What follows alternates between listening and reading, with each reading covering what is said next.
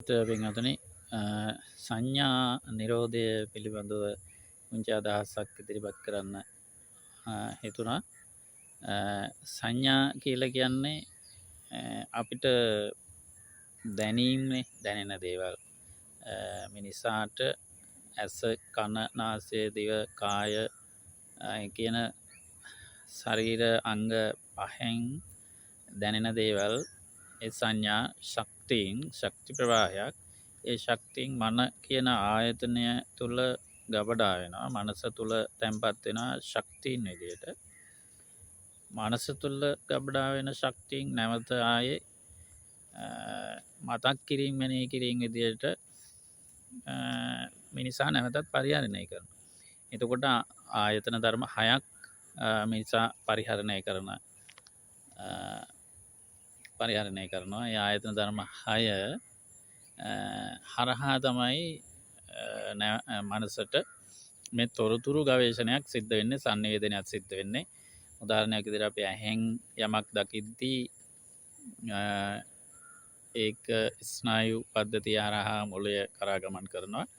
මෙහෙම මොළයට ගමන් කිරීමේදී මේ සමස්ත ක්‍රියාකාරකම තුළ අලුත් ක්‍රියාකාරකමක් බිහි වෙනවා. මොළයට ගමන් කිරීමත් සමග මේ තමයි මේ මන කියන ශක්ති විශේෂය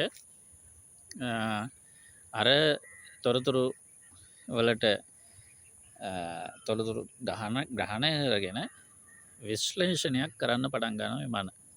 ඒ කියන්නේ තෝරා ගැනීමක් කරනවා. නැත්නම් මැනීමක්. මන කියන්නේ මනිනවා, සංසන්දනය කරනවා කියන අර්ථයම. ඒක තමන් බාර ගන්නවද නැද්ද? තමන්ට හොඳයිද නරකයිද? මේ කියන්නා වූ විශ්ලේෂණයක් තමයි මනස කරන්නේ. මේම කරලා මනස විසින් තීන්දුවක් ගන්නවා. ඇත්තටම මනස විසින් තීරණය කරනවා. ඒ sannivedanaya වුණු තොරතුරු නැත්නම් ඒ ශක්ති කදම්බය කැමැත්තෙන් බාර ගන්නවද අකමැත්තෙන් බාර ගන්නවද? ඒ සඳහා දුක කියන ශක්ති ප්‍රවාහය ජනනය කරනවද? සැප කියන සතුට කියන ශක්ති ප්‍රවාහය ජනනය කරනවද? නැත්නම් කැමැති අකමැති කියන මේ ද්වතාවය නැත්නම් දෙපැත්ත මේ සමාජීය වශයෙන් නැත්නම් බාහිර වශයෙන් ලෝක වශයෙන් තියෙන භාවිතා වෙන පරිහරණය වෙන මේ දෙපැත්තෙන් එක් පැත්තක් මෙයා මන විසින් මේ ශක්ති විශේෂ විසින් හුරු පුරුදුතාවය අනුව බාර ගන්න. එහෙම බාර අරගෙන දැන් මේ බාරගත්ත කැමැති හෝ අකමැති කියන ශක්ති කදම්බය චිත්ත නැත්නම් සිත කියන ශක්තිය බවට පරිවර්තනය වෙලා දැන් ක්‍රියාත්මක කරන්න ගන්නවා. නැවතත් ක්‍රියාත්මක කරන්නේ ඇස කන නාසය දිව කාය මන කියන සමස්ත මේ තච පරියංග නැත්නම් මිනිස්යා කියන ශරීර කූඩුව උපයෝගී කරගෙන. දැන් මේක චක්‍රයක්. අපි ඇහෙන් තොරතුරක් දැක්ක නැත්නම් රූපයක් දැකලා ඒ තොරතුර ස්නායු පද්ධතිය හරහා මොළයට ගමන් කරනවා, පණිවිඩය ගෙනියනවා, සංවේදනය වෙනවා. එහිදී මන කියන ධර්මතාවය ඉදිරිපත් වෙලා මේක විශ්ලේෂණය කරගන්නවා. විශ්ලේෂණය කරගෙන එක් අන්තයක් ගන්නවා. ඒ අන්තය සිත කියන ශක්ති ප්‍රවාහයට පවරනවා. සිත නැවතත් කාය කියන ශරීර කූඩුව උපකාර කරගෙන ක්‍රියාත්මක කරනවා. මේක තමයි චක්‍රය ක්‍රියාත්මක. නැවත ඒ ක්‍රියාකාරීත්වය මත නැවත තොරතුරු සම්ප්‍රේෂණයක් කරනවා.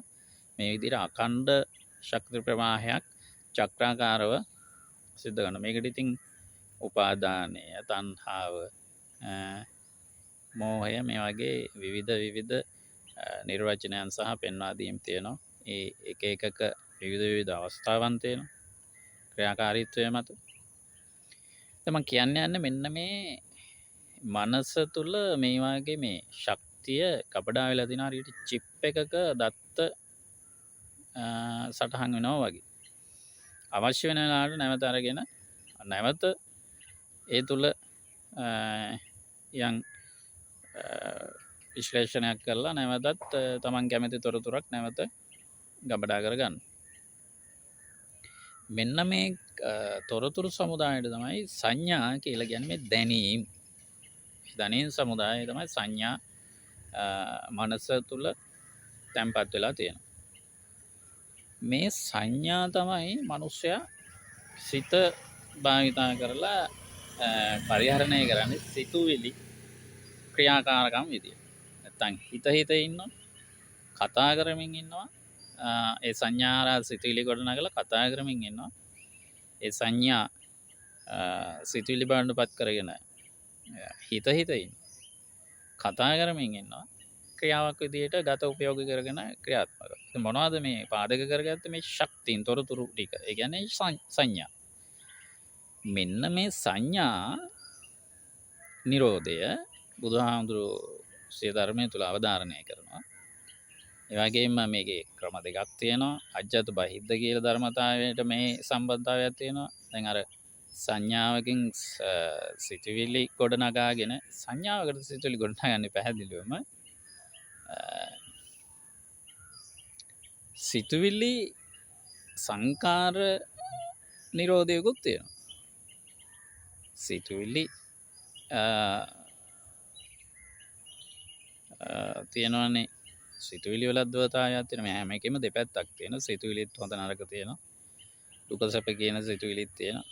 අර සංඥාවම දැන් සිතුවිල්ලක් බවට පරිවර්තනය වෙලා ක්‍රියාත්මක කරනවා. මොකද මේක ක්‍රියාත්මක කරන්න භාවිතා කරන අංගයක් විදියට. සිතුවිලිත් කුසල මූල අකුසල මූල කියලා දෙකයි. අපි සරලව ගත්තොත් පින්පව් කියලා දෙකක් තියෙනවා. ඒ අනුව අපි අර පව් පාපකාරී සිතුවිලි පරිහරණය කිරීම නතර කරලා පුණ්‍ය සිතුවිලි පරිහරණය කිරීම තමයි ලෝකාර්ථයෙන් සමාජාර්ථයෙන් මේ සැපයි සුවයි සුබයි කියන අංගය. හැබැයි මේ පින් සිතුවිල්ලත් මනුෂ්‍යයාගේ ගමන් මගම සංසාර චක්‍රයම සකස් කරනවා හොඳින්. ඒක තමයි මෙතන තියෙන සුවිශේෂීම දේ, තේරුම් ගත යුතුම දේ වෙන්නේ. එතකොට සිතුවිලි තරහට මෛත්‍රිය අරගෙන භාවිතා කරා කියලා මේ සංඥා නිරෝධයක් සිද්ධ වෙන්නේ නෑ. එතන තියෙන්නේ සිතුවිලි මාරු කිරීමක් විතරයි සිද්ධ වෙන්නේ. ඒ ක්‍රියාවලිය තමයි ඔය බහිද්ද කාය කියලා අර්ථවත් වෙන්නේ. එතකොට අජ්ජත්‍ය පිරිසුදු වෙන්න බහිද්දේ උපකාරයත් බහිද්දේ පිරිසුදු දෙන්න අජ්ජත්‍ය උපකාරයත් බලපාන. කිල්ටි වෙන්නත් ඒක අඤ්ඤමඤ්ඤව බලපානවා. පිරිසුදු වෙන්නත් අඤ්ඤමඤ්ඤව බලපානවා. භාවනා යෝගියා සමත වශයෙන් බහිද්ද කාය සමතයකට පත් කරගෙන අභ්‍යන්තරික වශයෙන් විපස්සනාව තුළින් මේ අජ්ජත්තික කාය නැත්තම් අර මනෝමය කායේ තියෙන සංඥා පොදිය නැත්තම් ඒ කර්ම පොදිය කර්ම බීජ පොදිය කියනවා. දත්ත සමුදාය විද්‍යාත්මක කියනකොට ඩේටාබේස් එක කියලා. මේ දත්ත ටික මේ ශක්තියින් නිෂේධනය කරන ක්‍රියාවලියක විපස්සනාව යෙදෙනවා. භාවනාමය වශයෙන් විපස්සනා භාවනාමය වශයෙන්. එතන මෙතන සපන්ත විපස්සනා ක්‍රම දෙක මේ විදිහට තමයි ගොඩනගන්නේ. මේක ටිකක් සංකීර්ණ ඒ කියලා පෙනෙන්නට පුළුවන්. ඒක සියුම් විදිහට ප්‍රඥා ගෝචරව හිතන්න ගත්තොත් මනමින් පේනවා මේක පැහැදිලිවම මේ භාවනා යෝගියෙකුට හැරෙන්න හොඳට මනස දිහා බලලා ප්‍රායෝගිකව භාවනාවේ යෙදුණු නැති කිසිම කෙනෙකුට මේක හඳුනා ගන්න බෑ. මේක වචන වලින් හඳුනන්න බෑ. සංඥා කිව්වට සංඥා නිරෝධය කිව්වට ඒක කොහොමද වෙන්නේ? නිරෝධ සංඥා කියන එක බුදුහාමුදුරුවෝ අර්ථවත් කරලා දෙන්නේ කොහොමද? ඒක මොන ආකාරයකටද ප්‍රායෝගික වෙන්නේ කියන ධර්මතාවයන් හඳුනා ගන්න පුළුවන්කම ලැබෙන්නේ ප්‍රායෝගිකව භාවනා කළොත්. භාවනාව වරද්ද ගන්න නැතුව නිරෝධී භාවනා කළොත් විතරයි මේක හඳුනා ගන්න පුළුවන්කම ලැබෙන්නේ. මේ අනුව බුදුදහම කියලා කියන්නේම සංඥා නිරෝධයක්. සංඥා නිරෝධ කිරීම කරන ක්‍රමවේදය තමයි බුදුරජාණන් වහන්සේ ආර්ය අෂ්ටාංග මාර්ගයෙන් විග්‍රහ කරන්නේ, පැහැදිලි කරන්නේ. ඉතින් මේක ප්‍රායෝගිකව භාවනාවේ දෙන්න නැතුව මේ වැඩේ කරන්න අමාරුයි. එහෙම නැතුව කරන්න පුළුවන් ওই වර්තමාන විග්‍රහ වෙන විදිහට සමතය වඩන්න පුළුවන්. සමතය තුළ නැවත අතරමං වෙලා නැවතත් සමතයටම රැවටිලා කටයුතු කරන ප්‍රවාහයකුයි අපිට දකින්න ලැබෙන්නේ.